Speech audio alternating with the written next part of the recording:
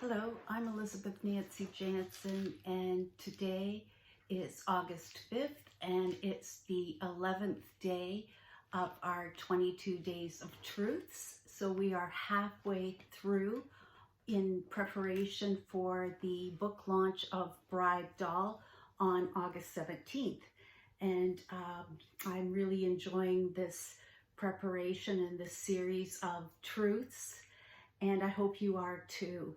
And today's topic is, I thrive on being loved and loving in all of my relationships. And that's a topic I'm quite passionate about. And I hope you enjoy this chat. So if we are looking at the book, and I really hope you're enjoying your ebook, if we look at the character of Monique, she absolutely thrived in loving Flynn. She was so passionate, and Flynn thrived in loving Monique. They absolutely laser locked together, and they were in their own dome, their own bubble of loving each other like they have never loved anyone else before.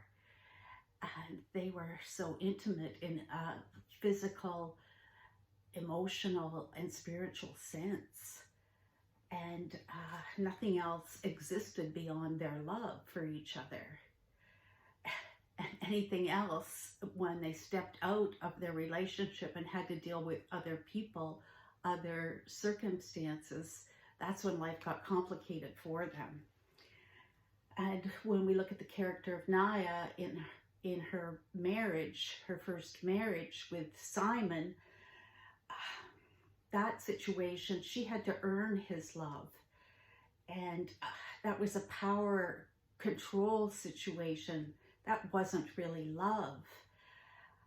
But Naya didn't know any different at that stage of her love journey. And, you know, it's unfortunate that she had to qualify for his love on a daily basis. And the pro tip here that I want to give my readers, and hopefully they can glean through here, is that that is not a forever relationship. That is not a forever person. So that is a red flag, definitely a red flag that I want my readers to learn, and my young readers, and certainly readers who are looking at developing another relationship or looking for a new partner, to, you know, certainly learn from what they don't want. Learn from, you know, I've done the research in my own love journey, and certainly in writing about my characters and doing research into my characters, that this is not a forever relationship. And it can be reversed. It could be the woman, not the man, but certainly in the way this story is written, it is the man. And, you know, this is a controlling, insecure person. And that's the way the character is developed. So this is not a forever partner, character, or individual. There is no partnership. There is no love here. So that's what I want my reader to recognize. That's what I would like, you know, in terms of love coaching. That is what I would like individuals to know, that this is not a suitable person for someone who really wants to thrive in love. And that's what my topic is today. And, you know, personally, I absolutely want and need and cherish I need to be cherished in my love relationship. And, you know, that's what I'm passionate about. Women, you know, if I needed, I would hope that you would certainly want that in your relationship as well, because it's a beautiful experience to be loved. And I believe every individual deserves to be loved on this earth. That's what this is all about in our love, in our living experience, to be loved and to give love. So let me get back to the book. Naya and Fernando, their love relationship, it was very passive on Fernando's part. He was distant with his emotion, and he was a taker of love. He wasn't a partner. He didn't give love. He didn't nurture love in the relationship. As long as Naya was willing to give it, he would take it. And, Naya was really, concentrating on keeping the family together and nurtured in a way she could, when it turned out to be coping and keeping the family glued together while she was falling apart. And her partner didn't recognize that, or didn't want to recognize that. So it was not a healthy situation for anyone, and the wheels did fall off. So this was not a forever person either, unfortunately, for both of them, unfortunately. And, this was not far off from what really happened in my true life. And, nurturing is so necessary. And, I need to thrive in love. And I would expect that you would need to thrive in love as well. So being so prepared in a love relationship is so important. And that's what I'm all about when I coach in love relationships, knowing so well what your intentions are. I needed to prepare. I needed to recover from my myself, in my recovery from, having to recover from my disease of alcoholism. Like I am still in recovery, and certainly work on that on a daily basis, and love my process of recovery. And but added to that is my self-love, and preparing for a new love, having my intentions. And my intentions are, absolute love, absolute trust, and service. Service to myself, service to my partner, and service to my relationships. And that's what I continue in my practice of love relationship coaching. Love to my clients, absolute trust that I will bring the best service to my clients, and absolute service, the best that I can do for my clients. So, the relationships, I need to be loving in all of my relationships, not only with my clients, but coming back to the relationships I have with my own family. So going back to the book, the relationship that Monique had with her mother, mother-daughter relationships, those are obviously so important. But Monique never really had a good relationship with her mother. And, the story didn't really develop all that, didn't develop that relationship other than the conflict. We didn't see a whole lot of love there other than the focus of the conflict. And then Monique, in her relationship, there certainly was the love with Flynn, but there was a dramatic change in that relationship when the emphasis became the religion, and the lack of the partnership with Monique and Flynn over the religious issues. That became the crack in their marriage. And that was, unfortunate for both of them, that crack became such a, a bridge that couldn't be fixed. That really was an issue throughout, throughout the story, for their personal story. So, that relationship suffered. And coming back to my own relationships, my mother, I, absolutely loved my mother, but growing up, the normal bumps of mother-daughter in my teenage years, oh, my mother, and I can definitely remember her saying to me, "Don't you dare come home pregnant," which I took very seriously. And, I have a loving relationship with all my sisters, and 4 sisters, and not one of us came home pregnant, because she must have had that same conversation with all of us, and we all took it very seriously.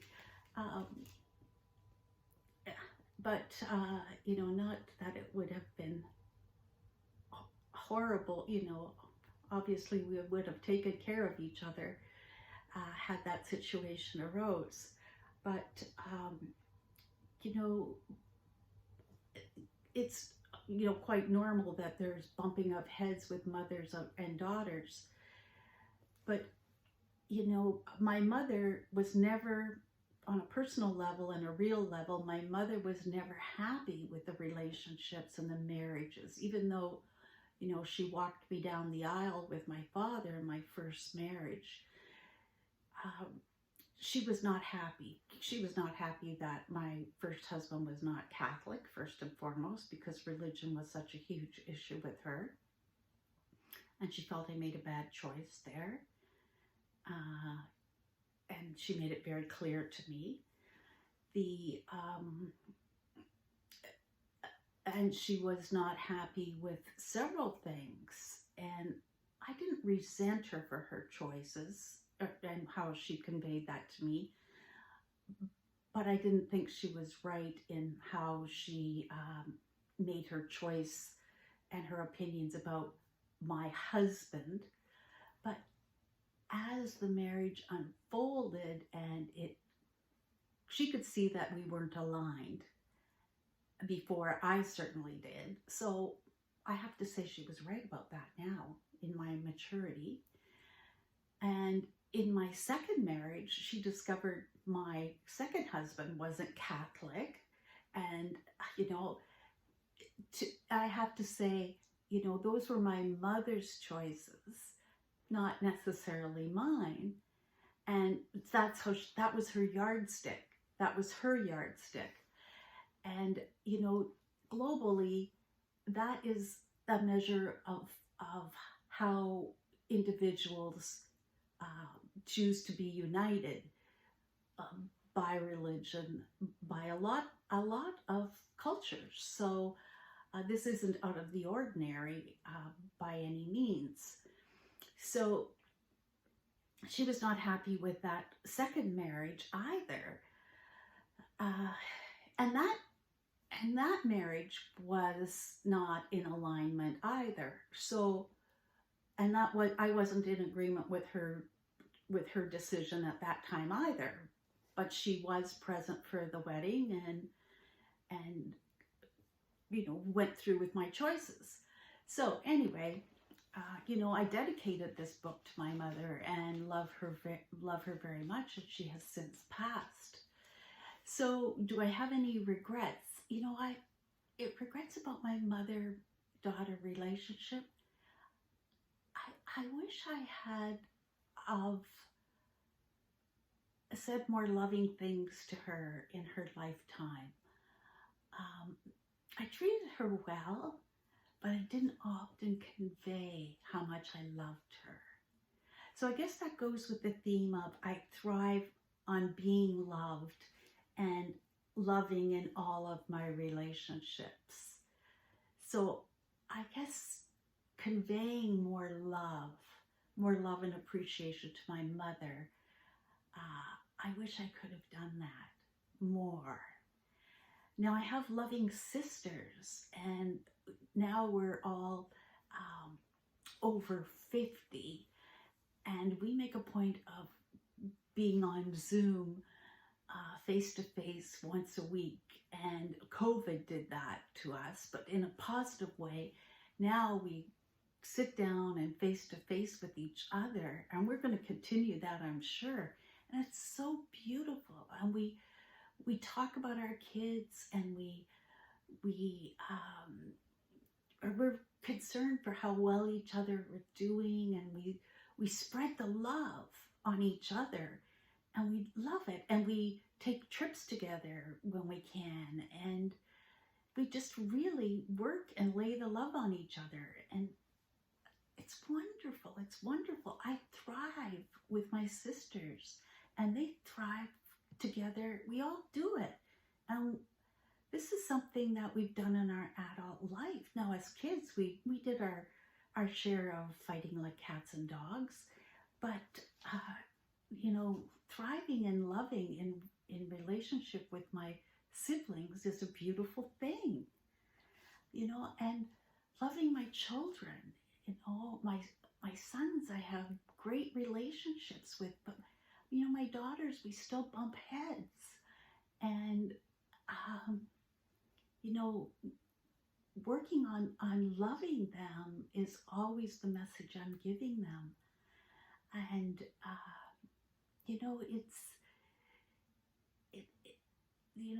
there are times when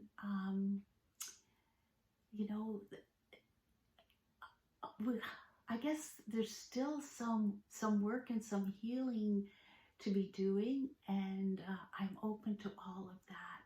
And in my recovery, what I've learned, and there's a common phrases, and I want to share some recovery things I've learned, which has global meaning and learning to it. But when there are issues of the heart that, and it serves with relationships. So in the healing that I have to do with my daughters, this is what I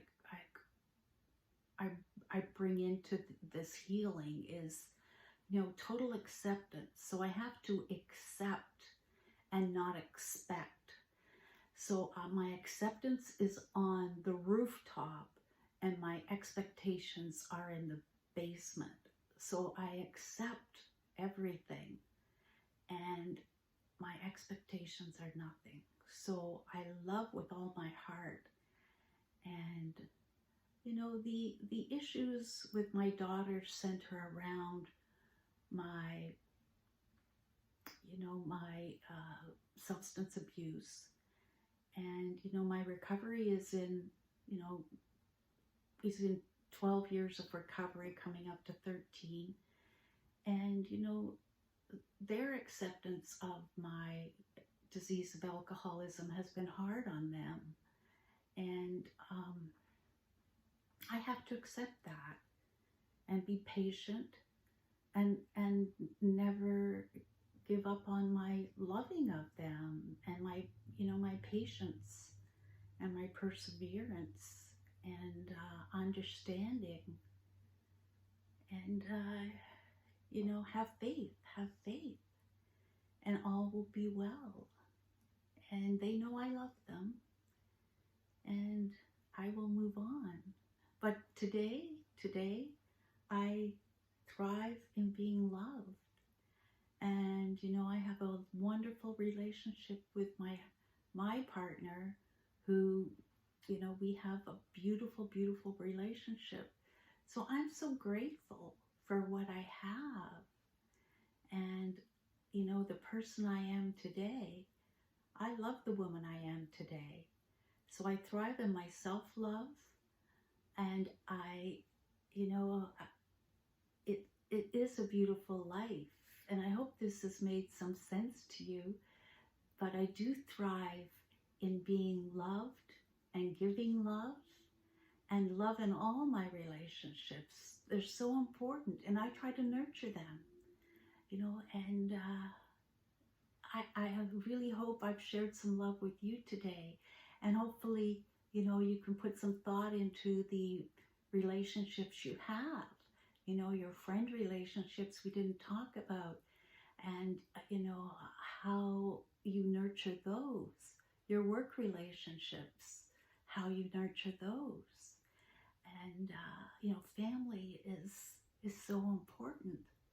And then there are relationships that, that are just, are, we hear about toxic relationships, and, letting go,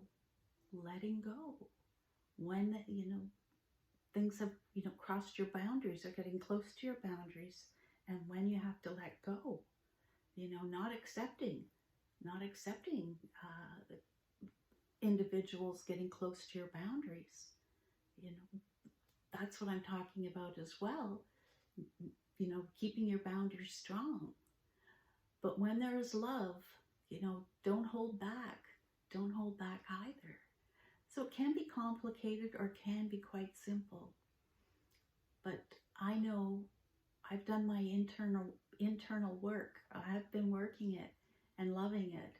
So it's a labor of love, but this I'm definitely sure of.